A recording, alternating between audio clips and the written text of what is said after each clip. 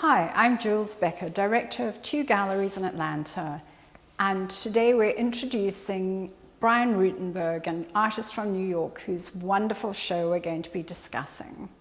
Brian, your childhood was spent experiencing nature in a very direct manner. How has this gone on to influence your paintings?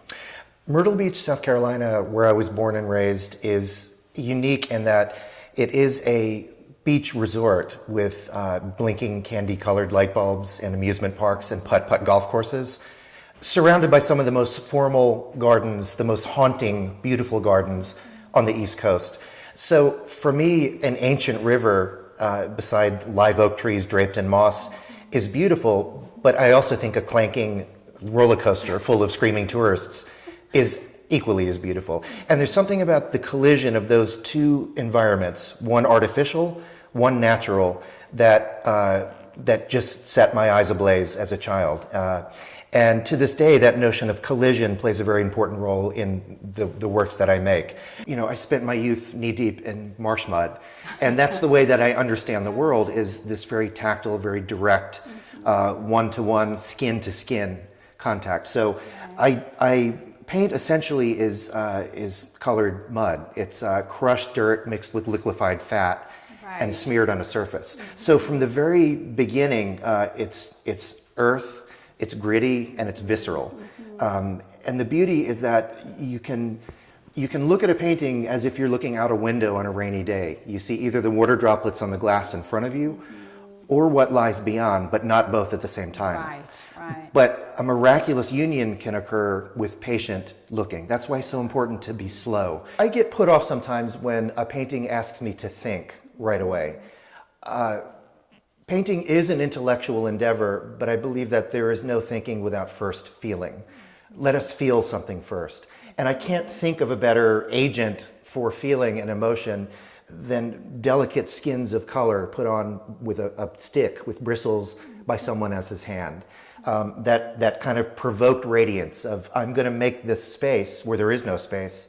I'm going to inject light where there is no light, and I'm going to put it out into the world for someone to look at. So it's a very one-to-one experience, and therefore I believe the emotional part is extremely important. And then that might lead me into the notion of color. I do use very intense, saturated color because I think it does speak to the emotional aspect of living life, of light, which is such an important factor in all of landscape painting. But it's important to be able to understand the dull colors as well, and to negotiate or forced coexistence of those two. There's a really interesting kind of lyricism that develops between those sharp greens and these very raspberry, strawberry kind of, and these deep shadow areas that are full of purple. And I mean, sometimes one just looks at your paintings and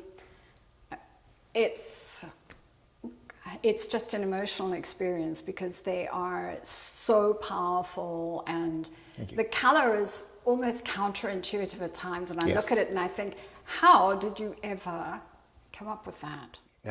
That is living near amusement parks and formal gardens. It's those two, you know.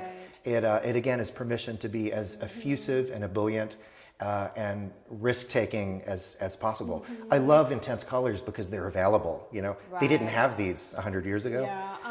So I can put down these colors and let them, you know, do their work.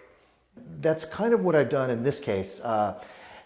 These more neutral vertical elements tend to occupy the shadows in here, and then this interior area here in the middle tends to push forward. So the space in this one is quite different from that one in that it uses these verticals in a very kind of rhythmic or metered way, as if there's a beat. There's bam, bam, bam, bam, like that. So it creates kind of a static, your feet firmly on the ground feeling.